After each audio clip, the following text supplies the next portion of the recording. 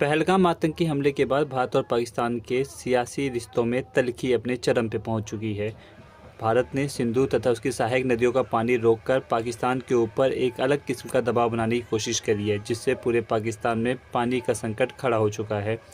दोनों देशों के बीच में व्यापार पूरी तरीके से बंद है और दोनों ही देश तकरीबन हर एक चीज़ का जो व्यापार है वो शून्य कर चुके हैं।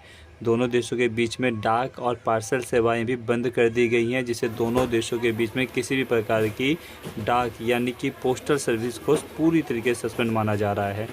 दोनों देश अपने यहाँ पर एक दूसरे के नागरिकों को वापस भेजना शुरू कर दिया है और यह भी सुनिश्चित किया गया है कि निश्चित तारीख तक दोनों देश के नागरिक अपने अपने देशों में पहुँच जाएँ। इसके अलावा दोनों देशों ने अपने राजनीतिक रिश्तों को सीमित कर दिया है और शुरुआत दूतावास से की है, जहां कर्मचारियों और अधिकारियों की संख्या बहुत सीमित कर दी गई है। हाल ही में भारत ने अपने यहां पे पाकिस्तानी दूतावास में कर्मचारियों की संख्या 30 तक निर्धारित करी है। इससे अधिक कर्मचारियों को अपने देश वापस लौटने का अल्टीमेटम दे दिया गया है। भारत सरकार ने पाकिस्तान के कई सारे यूट्यूब चैनल्स पे भी स्ट्राइक करी है। पाकिस्तान के बहुत सारे यूट्यूब चैनल्स को हिंदुस्तान में बैन कर दिया गया है।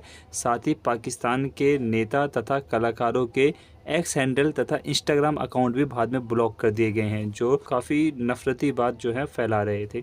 इसके अलावा पाकिस्तान सरकार के भी कुछ ऑफिशियल चैनल्स को भी भारत में सस्पेंड कर दिया गया है। दोनों देशों ने अपने एयर स्पेस को एक दूसरे के लिए बंद कर दिया है, जिससे जहाज़ों को अपने गंतव्य स्थान तक पहुँचने में बहुत लंबा समय लग रहा है और बहुत लंबा रूट तय करके जाना पड़ रहा है। इससे दोनों देशों में हवाई किराए में इजाफा हुआ है।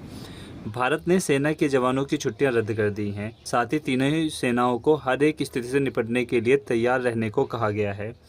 राज्य सरकारों को भी बॉर्डर सटे हुए जो राज्य हैं उनके नागरिकों को मॉक ड्रिल में हिस्सा लेने के लिए कहा जा रहा है, जिससे विकट परिस्थितियों में वे अपनी रक्षा कर पाएँ और सुरक्षित स्थानों तक पहुँच पाएँ।